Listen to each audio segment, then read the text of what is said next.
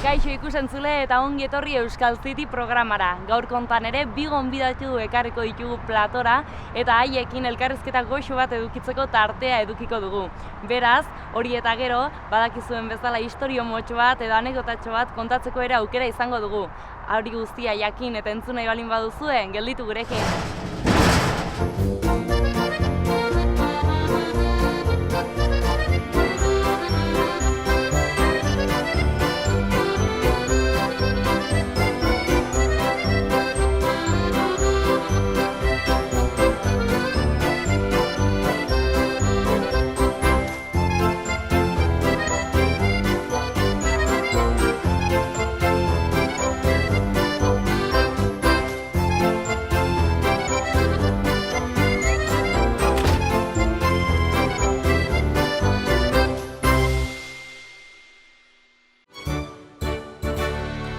Ziarte eta Maitan Etxeberria etorri zaizkigu gaur kontan, atxalde hon biei. Atxalde hon. Bueno, plazer bada ez, azkenean hemen xaloan elkartu eta Nafarroan bertan euskarazko bertze eremu bat topatzea eta aukera izatea ez, leku ezberdinetako pertsonekin euskaraz solasteko. Bai, egirran bai, ongi tortzen da olako espazioak sortzera bai. Bueno, hasteko pixkat aurkeztu zuen buruak nortzu zarete, nondi zazozte, zer egiten duzue? Ni Maitane naiz. Txantreakoa, Iruñakoa, 24 urte azkat, kasi dut farmazia, eta hemen txenago, aurritz egiteko prest. Eta konta duzu Maitane, zeintzu dire zure afizioak, zer egiten duzu zure denbora librean? Pues ointxenago lanean, farmazia baten, eta hortaz aparte egiten dut kirola, hola, bari hau, ari naiz ikasten kirol ezberdinetan, jotzut gitarra noizuenka, eta afizio modun batez ere naturan da egotea, eta bidaiatzea. Ordu, naturan kirol ezberdinak probatu da dituzu edo bakarrik mendira joatea gustatzen daizu? Gehienetan mendira joatea, orain saiatzen ari naiz eskalatzen, baina saiak eran, Poliki, ez? Poliki, erresa, Ederki, eta zure kasuan olaia konta duzu? Bueno, pues ni olai entzerte naiz, Oronostarra eta hasi nintzen bere garaian kazetaritza ikasten, baina utzi nuen. Orduan gero egon nintzen hola pixket galdu orokorrean eta azkenean bideratu nuen dena albaitaritza auxiliar izateko ikastera.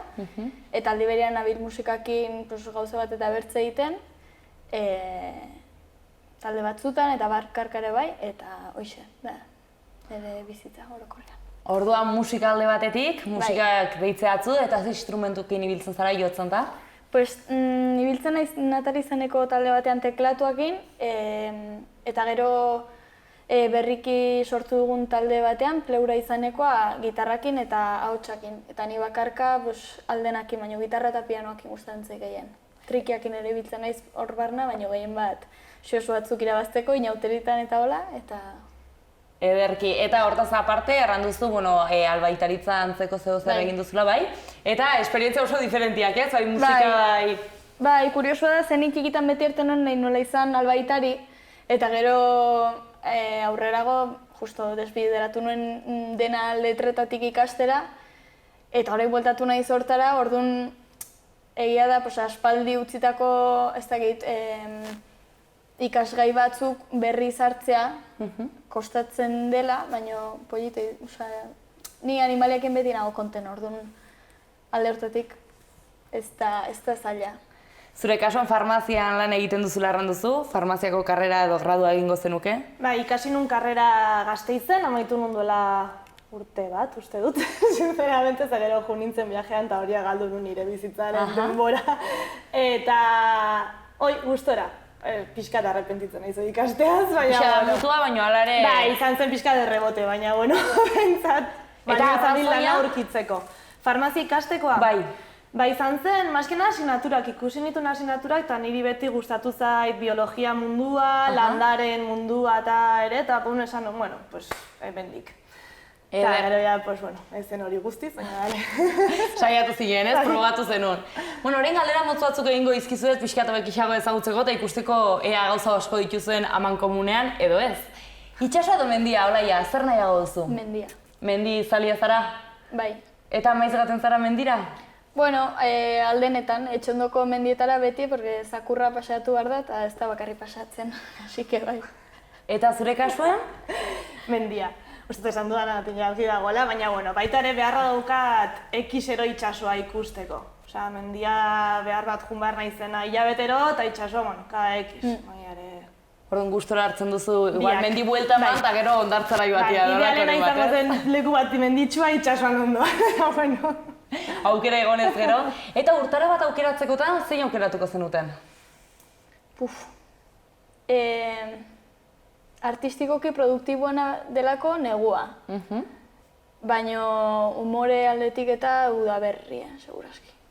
Orduan erran daiteke zure kantuakola bautela melankolia punto bat edo... Bai, denak. Sakontasunetik atratako kantu dire, ez dala? Eta zure gailuna dagoenean, ez? Nire kasuan al revés. Ni uda totalmente. Ni guzkia dagoenean, nahi agut, osea, desde luego. Eta janari bat aukeratzekotan, hau da, jatetxe batera joaten bazineten sekula jatera, eta baduzue nahi haina gastatzeko, zer aukeratuko zenuten jateko? Hostia. Txoin. Pentsatu behar dut. Badakit. Zer? Pupusak. Pupusak, a ber, konta gutxi zer pupusak, Pupusak dira El Salvadorreko janari bat, dala como hartozko tortilla bat, tortilla izen darako, tipo talo bat, hola esategatik, baina betea, gauza ezberdinekin. Eta talo zaporia badu? Ez, zenola egoten dien bete eta gaztarekin, hango berdurekin, eta ez da hain densoa talo bat bezala. Orduan, harinago jaten da eta goixua. Eta zure kasua? Nik ez dakitze, badut rekuerdo arrasona behin jatetxe batean jateaz risotto bat bogabanteakin eta baina nola baduen animalie, me siento, ez dakit, sentitzen naiz pixketola, aukeratzen aldutela bertze zerbait bezala, baina eske okurritzen zaiten aukera orokorrena da hoi. Bueno, utziko dugu oraingoz aukera hoi, eta gero okurritzen zaizu bertzen bat ere ertera alduzu. Eta pizzeri batera joan ez gero, kasualitatez, pizza piñakin edo gabe? Gabe. Gabe, orduen ezate piña zaliak ez dut ikusten elkarketa hoi. Bueno, bizitzeko lekuak, imaginatzen dut, derran duzu kazetaritza ikasi zenula, ez dakit non ikasi zenuen, hasi? Leioan hasi nintzen Bilbon. Orduan hiria probatu duzu, herriare bai. Zure kasuan ez dakit herri eta hirian bizitzeko aukera eduki duzun edo beti hirian bizitu zaren? Beti hirian, herri baten bakarrik 2 hilabete bizi izan naiz. Así que nahiko nuke berriz herri batera itzultzea bizitzera, bai. Eta aukera izanez gero, ze aukeratuko zenuten, herria edo hiria? Herria. Zuk herria? Bai. Nik ere herria. Probatzeagatik garai batez bai. Gero ja erabakiko nuke. Eta zerengatik edo zein izanen ziren arrazoiak? Neri hiriak estresatzen hau. Igual egia da, bizitu naizen denbora hortan, bizitu naizen hiria justo Bilbo izan eta nintzen zentroan eta igual zen pixket bertze mutur bat ez, baina bai, herria gehien bat beharra dutelako ikusi egunero mendie, beharra dutelako lasaitasun hori, eta nik uste herri giroi ez dago edo zein lekutan, hirian ez dago modu berdinean. Bai, desde luego. Ni herria, ados zurekin hortan, eta hortaz aparte ere nahiko nukelako bizi, pixkat bizi herrikoiago bat elkarlanean oinarritutako bizi batetan, ez? Uste dut hirian ja bakoitza dijoala bere bolara, bere bizitza egiten, eta oraindik herrian mantentzen dela bizi modu hori. Eta leku bat aukeratu behar, herri bat konkretuki, ja herri aldera joan zatenez, zer herritan biziko zineten? Ez dakik galdera hau da, ni uste dut mala bizi guztiak planteatzen. Ez zela heldu konklusio. Hora iretortzeko bezala, idea. Ez duzu hona bat bederen hilabete pare bat pasteko pentsatu berten duztuela, hemen igual denbora pixke bat pasteko nuke. A ber... Txain, nik nahiko nuke herri beran, baina ez dakit esaten herri bat. Orduan ganen zinen Nafarroako hegoaldera, gustora. Bai, igual ez dualako hainbeste ezagutzen, Nik etxetik hurbilago egoteagatik baldin bazen hemendik hurbil, ni bizi naizen lekutik hurbil, baztanen izatekotan Olonozten herri bat, Olonozenez. Bizi naizelako orain Olonozen. Aldatzeari pixket, bakarrik. Baztango beti erranduten herri bat Erratzu edo Bertzenaz, Aniz. ez dago deus, baina, bueno, aniz.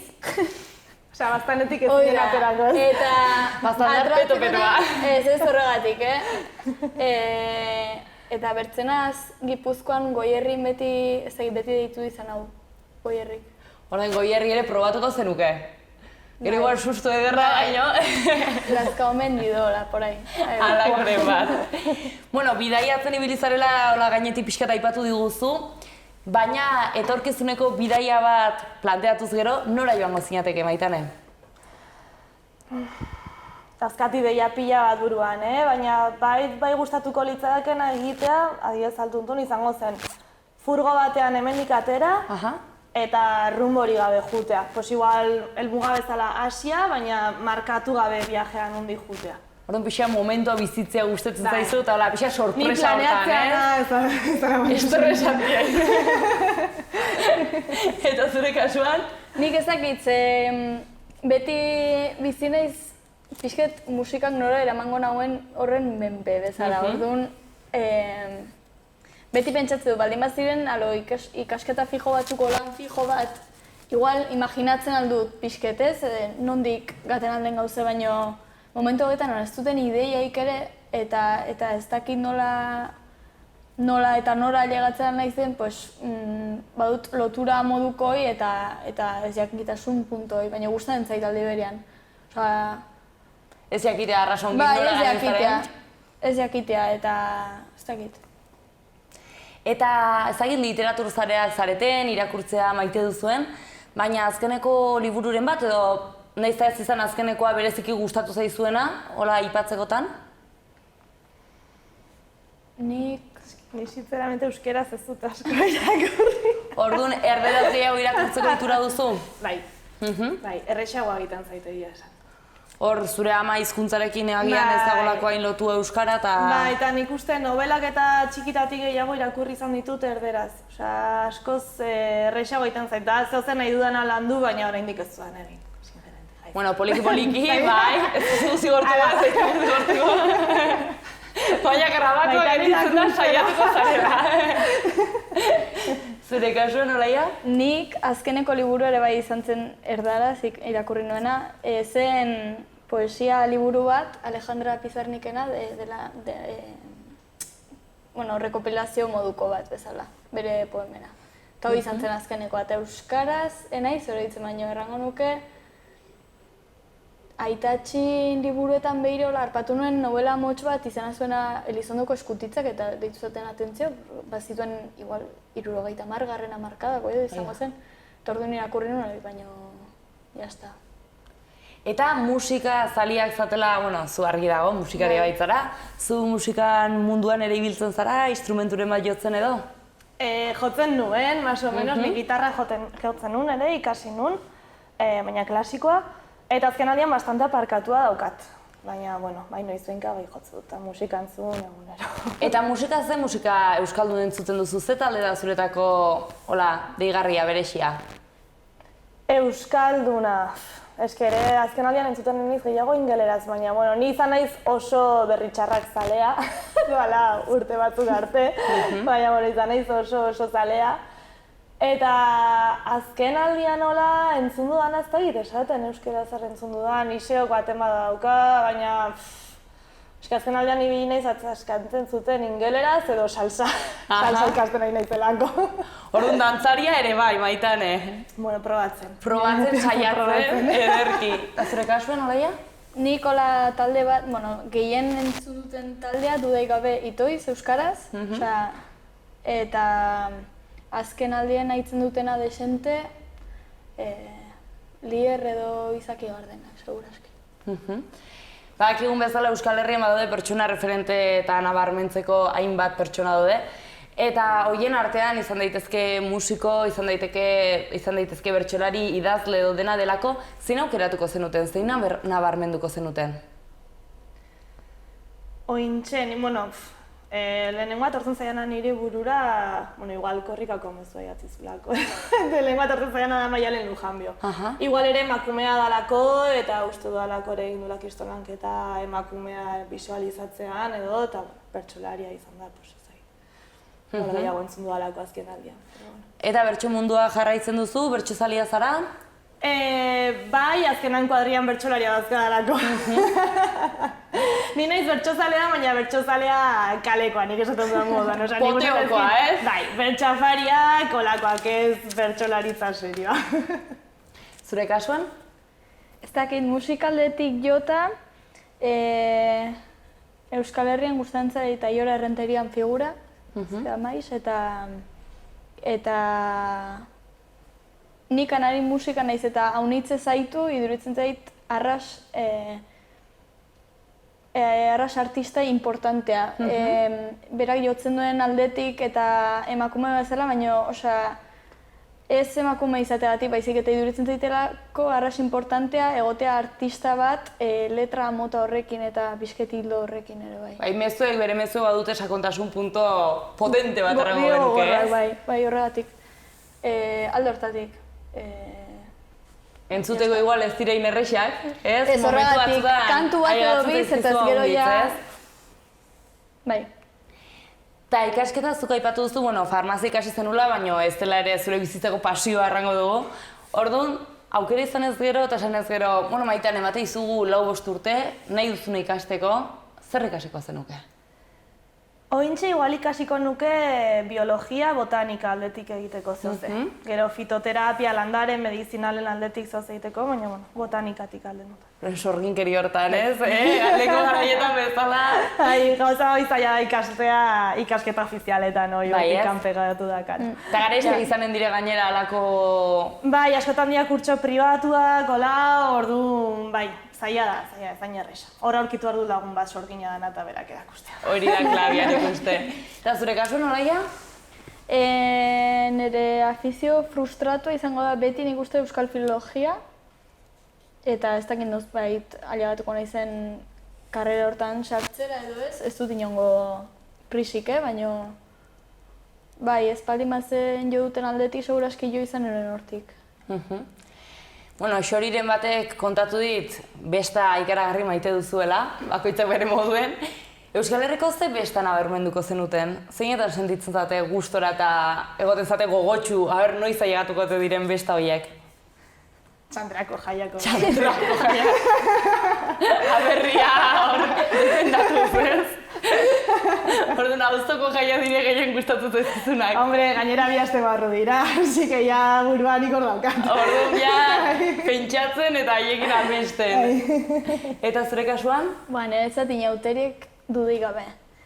Zertaz iduritzen zait, mundu paralelo bat, eta gainera nik jotzen duten ez gainerako herri batzutan trikitixa, inauteritan, nahiz eta izan lan gogorra, eta azkenean da lana eta ez duzu besta ikiten, apenas, eske da, inauteriek triplikatzea bezala. Orduan, sartzen zara giro hortan deskonektatzen zure bizitzatik, nire ustez, eguneko egun. Berez, entzuna dut, ez dakit ala izanen den, batek zuzenduko nago agian, baina inauteria berez erlijiotik sortutako ohitura bat direla eta pixa zela hori ez, egun batzuk non galtzen zen burue eta mozorratzen ziren eta gaiztakeriek edo egiteko, pikatuek egiteko ordu ezen. Orainik uste duzu esentzia hori edo mantentzen dela inautetan? Bai. Bai, eguneko egun. Iduritzen zait dela egunerokotasunetik eskapatzeko modu bat eta jendeak egiten duena ez juerga normal batean. Eske inauteritan denak balio du bezala. Inauteritan ez dago pekatuik eta badire mozorroak eta badago bertze joku bat ez dutena edozein bestek. Orduan iduritzen zait, bai, dela eskapatzeko modu klabe bat. Zuk erala bizitu duzu Maitan inautiak edo bertze onda batean? Eske, igual irian ere galdu da, ez? Askoz gehiago ohitura, o ezakit zuen zonaldean askoz gehiago ospatzen dira modu honetan. Guk ez ditugu ainola bizitzen, txantrean behintzat egiten da, bai, ostiralea da, inauteri herrikoiak bai saiatzen dela, como emulatzen herritako asuntoi eta dijoa gerozta gehiago, baina, ez ditugu hainbeste bizitzen igual zuek bezala. Orduan nintzako ez da inola, baina, Hora pixka konfiantza hartzen ari garen honetan, sekretu bat kontatzeko eta nola zein kontatuko zeniguke? Zuri ere luzatzen datzut galdera, Hola, sekreturen bat, bote prontuan heldu zaizuena, hola, azken aldian gordi eduki duzuena? Ui, ama. Sekretu bat. Sekretu bat, Maitane, pentsatu pixkat, a ber. Ez da ikaragarri izan beharrik, honek ondorioak ekarri behar bali baditu, hobeto itxili baina. Claro, eske nik ezin dute zen gauza erran, porque fijo nire gurasoek gustatzen dela programa. Bueno, nirek ez, así que eso no está. Ointzat ez dut ulertuko. Antxe horren dire, aita eta bat telebistan orain, a ber. Zure kasuan Maitan orain txikiren bat baduzu horti-gordia. Pues, ez zait okurritzen, nahi niz pentsatzen, Txorradikan bat, ez dakit. Home, aurrekoan... Kontatu. Hone reperkusioak izan. Korrika izan zen. Bai. Eta lagun batek lekukoa zeraman. Bai. Eta esan zigun, torriko zaten nire ikustera ez, korrika da, eta gu, bai. Eta gero, pues saiatu ginen, baina más o menos gutxi. Como que retiratu genuen ideia minutura, Horda, ez zenuten ikaragarrizko aleginik egin lagun jator horri ikusteko, Eta moitu metitu genio, baina, bueno. Bueno, barkatuko datzue seguraski. Bihotzean bazeo. Hala izaten da batzutan, badakizu, promesak egin eta gero betetzeko zailtasunak. Eta gezurren bat azken aldian bota duzuena? Gezurren bat. Edo sekulazuen bizitzan. Txikitan ere balio du, Baina nik sekretua bota dut, Sekretua, venga, bai. Utziko dizugu, orain zure momentu da, zure momentu,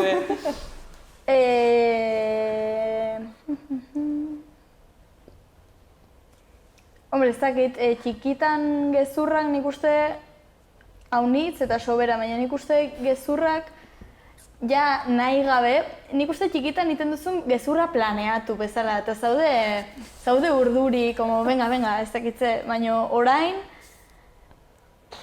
nik uste gezur bat errepikatzen dutena haunitz, eta nik uste denek errepikatzen dugun, da zer modu zaude ongi. Eta igual ez hain ongi, ez? Bai, hori da gezurra botatzen dutena nik egunero. Osea... Alakoa. Bai. Eta ametsu bat? Kiki edo handie gustatuko zitzaizuna betetzia? Furgoneta izatea. Furgoneta izatea, apuntatuko dugu.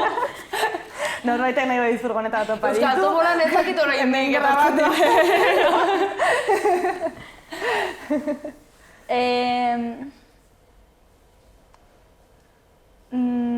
Nozbait atra disko bat eta erran, ostia, ni honekin nago bakean, eta ja indutin beharrekoa.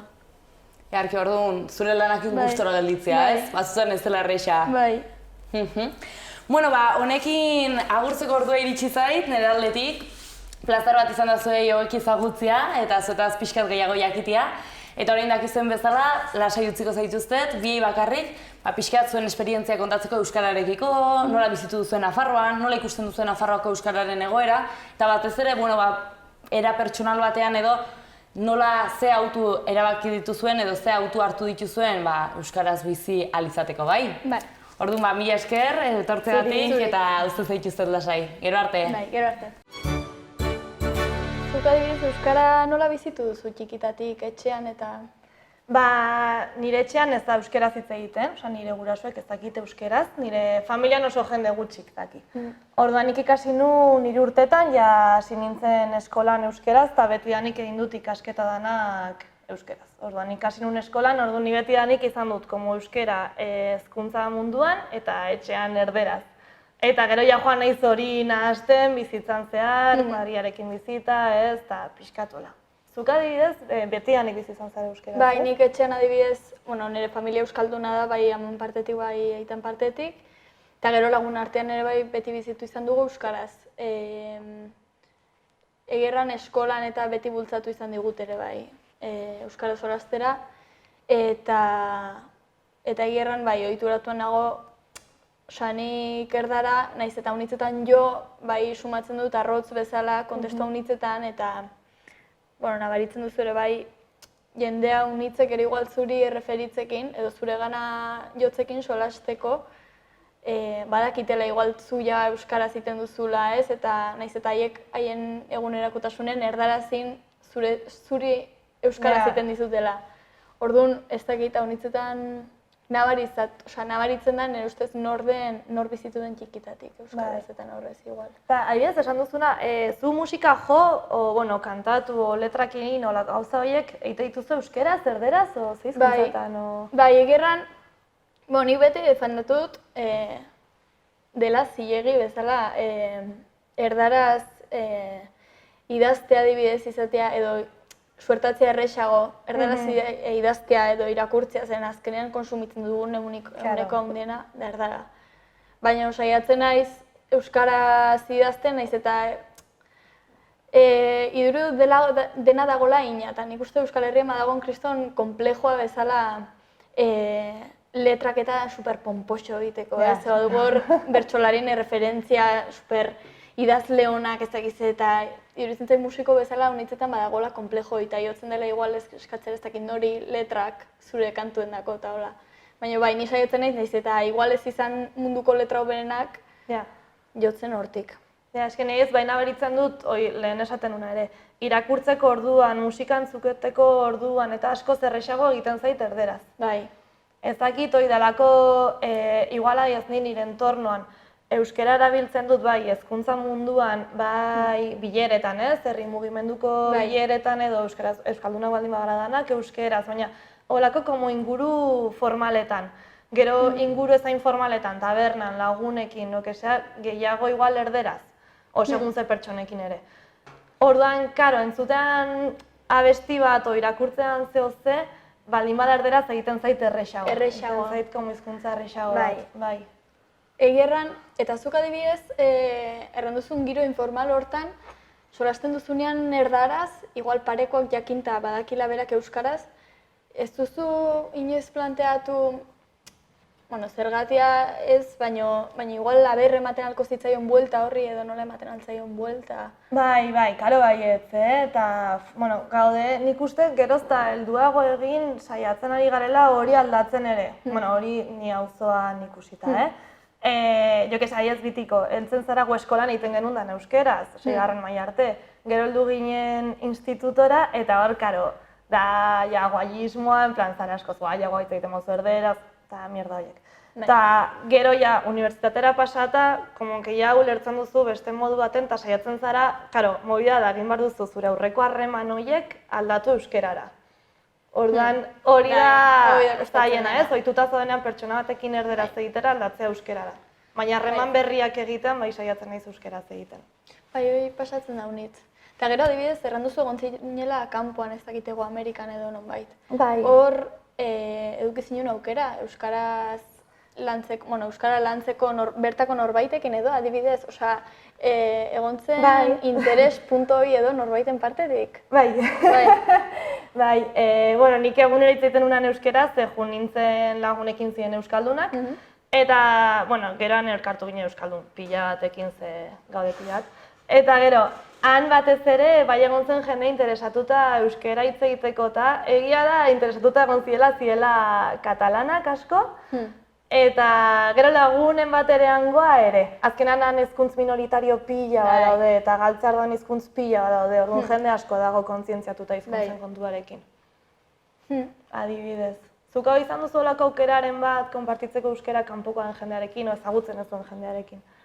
Adibidez, jende katalanakin, bai ikusten dela, aipatu duzu eta justo egia da, haiek badutela ez dakit den politikoki ere bai harremanoi edukitzeagatik, baina badute ez dakit interesoi bezala euskararekiko edo ze polite ez, edo ez dakit beti jotzen dutela.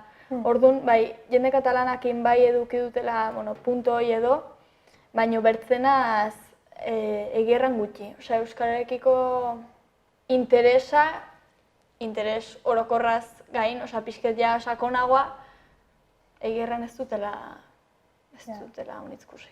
Eta hiezu, noizbait, imagina, ikusten dizute jotzen gitarra, lo que sea, diskografika bat, estatu batutakoa, ultrafamatua, eta esate dizute disko bat grabatzeko, baina izan behar du ingeleraz, gehiago saltzeko. Osa, arrazoi horrekin, gehiago saltzeko. Ingo zenuke, o planteatuko zenuke, o... Ez, zeren, azteko nire hotza inglesez ez da ongi gelditzen. Ez zait iduritzen ongi gelditzen denik. Osa, Erantzun hori ez duen espero. Ni komodo sentitzen naiz euskaraz, eta badut egia da, alde hortatik militantzia puntoi, eske ez dakit, espaldi manun gehiago saltzegatik, nahiz eta igual hasierako zirrara hori izan, ez dakitze hau da, baina eske horrek iraun behar dizu ekiz denbora. Gero tardatu behar duzu ez egoten gustora egiten duzunakin, ze ez zara izaten zuzena zure buruekin, eta zu nahi duzunakin egiten, iraun behar dizu nahiko gutxi. Orduan, pentsatu behar da hortan ere bai. Eta nola inoiz izten pasatuko hoi? Ja. Ez da problemik. Bai. Pasa zaizu noizbait olako dilemaren bat, en plan, noizbait eskatza zoze ez egite euskeraz o olako zoze? Ez zite euskaraz, ez. Baina bai, egoten alda zuen repertorian zerbait erdaraz, favorez. Eske torriko diren ikusleak ez eize, nik ez egite erdaraz. Eta orduan, karo, sartzen duzu, eta interesatzen zaizu zuri ere bai, jotzea, eta gasolina ordaindu behar da, eta peajeak ordaindu behar dire, karo. Baina bai dilema hori, igual kantaren bat sartu behar izatea erdaraz, edo gehien bat nola aurkeztu dena. Ze, karo, igual zaude espazio batean, horitzen ez behin jo ginula Iruñako ez dakitzen, sari banaketa bat, korto batzun inguruan ez egize, eta uste dut eskolan beran iten zela erdaraz. Eta orduan, karo, enakin nola aurkeztu dena. Eta holakotan dilema bai. Baina, ze aurkeztu erdaraz eta egia da euskaraz kantatu ginula, baina... Eske askotan dilema hori egoten da, ez? Mezu bat nahi baduzu helaraztea jende askori, nola egin? Osea, behintzat Iruñan, badakizu erderaz egiten baduzu, helduko dela jende gehiagori, baina eske orduan ere ez inoiz ez da bultzatuko mezu bat euskaraz zabaltzea ardun da, como... Da dilema bat, Da dilema bat bastante handia.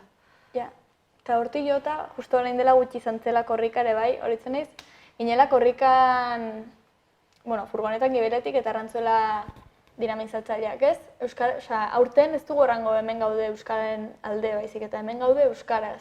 Eta, karo, non dago nire bai pixke muga hori, adibidez. Euskaraz aitzea nahi edo euskararen alde egoteaz, eta egiazki, ere igual. Ez dakit. Aurtengo korrikan hori planteatu zenean, erran, ostras. Nik hori ez dukan entzuna. Nik bentsat bai ikusten dut, gerozta jende gehiago bentsat hemen hartzen duela postu hori euskara ikasteko, ez? Karo, eske nik uste nire realitatea eta zurea dela oso ezberdina. Gure inguruan bentsat, oindik dago jende asko ez dakina, eta jende asko ere dakina eta ez duna erabiltzen. Eta orduan, gerozta jende gehiago ari du ikasten, baina ez dakit gerozta jende gehiago ari duen erabiltzen kalean benetan edo ez. Ja, eske nik uste, hausartuko nintzen erratera adibidez Euskaldun berriak direla gehien erabiltzen dutena, ja? Bai. Ez denez Euskaldun zaharrak. Nik uste badagun komplejo bat.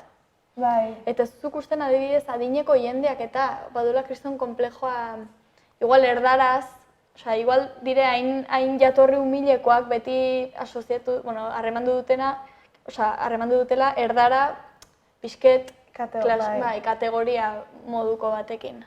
Ja. Nik hori hemen ez dut hainbeste ikusi, kanpoan bai beste hizkuntza batzukin, minorizatu dira beste hizkuntza batzukin. Rollo ez diotela erakutsi nahi haien hizkuntza umeei eta delako kategoria dela ikaste ingelera, adibidez. Helburua delako estatu batutara jute, o lo que fuere, baina izatea indigena zure hizkuntzarekin dagoelako komo gaizki ikusi, orduan ez diete erakutsi nahi. Hora, nik euskararekin ez hain beste, baina hori eske nire inguruko adineko jende gehiengoak ez daki. Ja. Horregatik.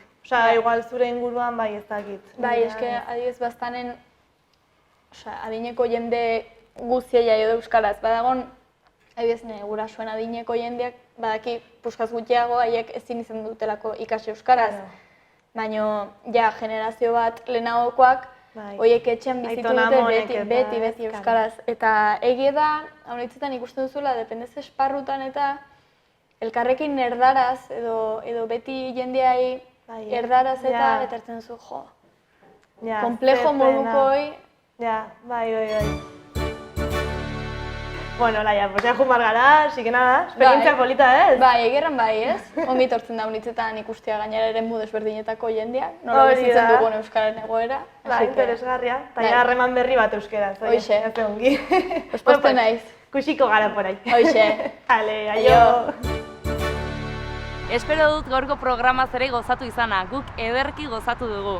Eta orain istorioaren unea iritsi da.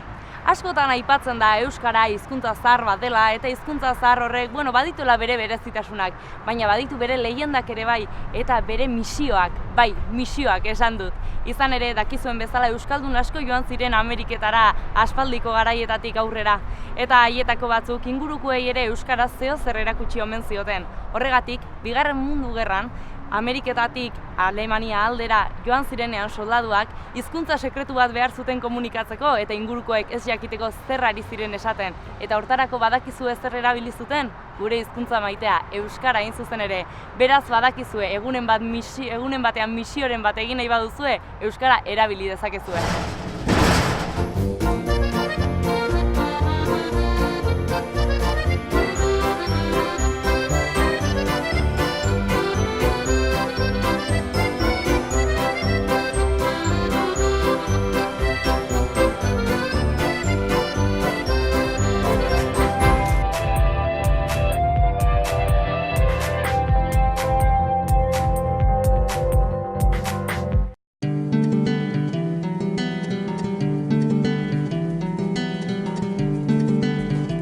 Saio hau Nafarroako Gobernuak diruz lagundu du.